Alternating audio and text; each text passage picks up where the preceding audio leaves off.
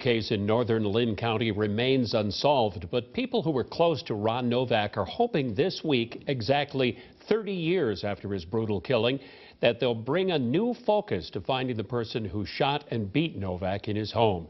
The 24-year-old was found beaten to death in his farmhouse on Rolling Acres Road, about 3 miles north of Center Point.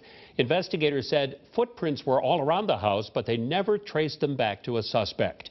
KCRG TV9's Chris Earl looked inside the case today and joins us now in the studio. And Chris, you were able to speak with people at the sheriff's office as well as Novak's sister, who's been asking for some answers to all this. And Bruce, this was a fascinating story to try to dig into. As far as a cold case goes, the 1983 death of Ron Novak may never be solved. It's been 30 years. The location was very remote.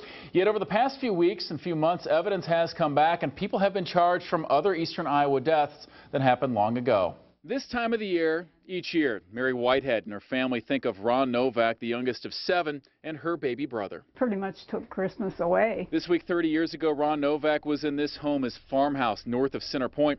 Ron was 24, and his house was full of cash and marijuana on a cold night, his last night alive. The killing of Ron Novak was very brutal and very deliberate. When his body was found on Christmas Eve of 1983, he had been beaten with hammers, golf clubs. He'd been shot once, and when his body was found, his hands had been tied behind his back.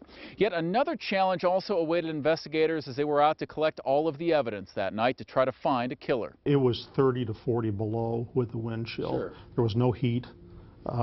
So any footprints that were outside were obliterated. Colonel John Stolke of the Lynn County Sheriff's Office joined the department the year before.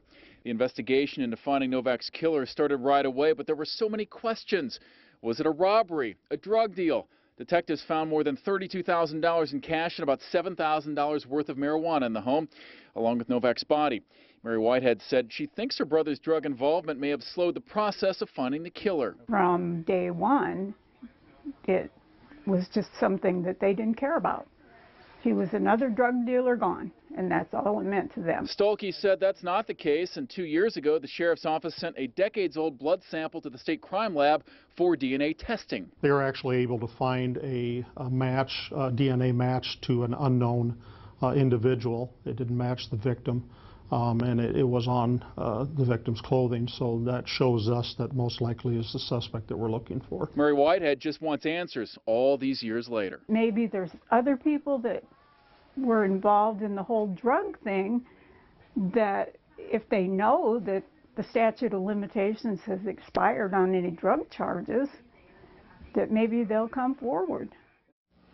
On some of the recent cold cases that have led to arrests and prosecution, some notable cases of late here in eastern Iowa. In the 2005 death of 5-year-old Evelyn Miller of Floyd, the little girl's mother's former boyfriend is now charged with murder and sexual abuse in her death. Those charges were filed in 2012. Earlier this month, police arrested the former husband of Frances Bloomfield, who went missing from their Iowa City home in 1997. Her body was found soon after in Illinois.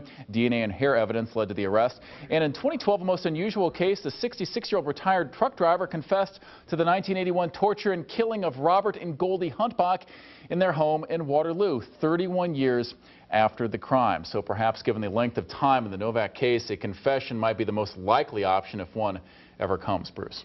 Let's hope they do get some answers at some point. It has been a long time. Yes.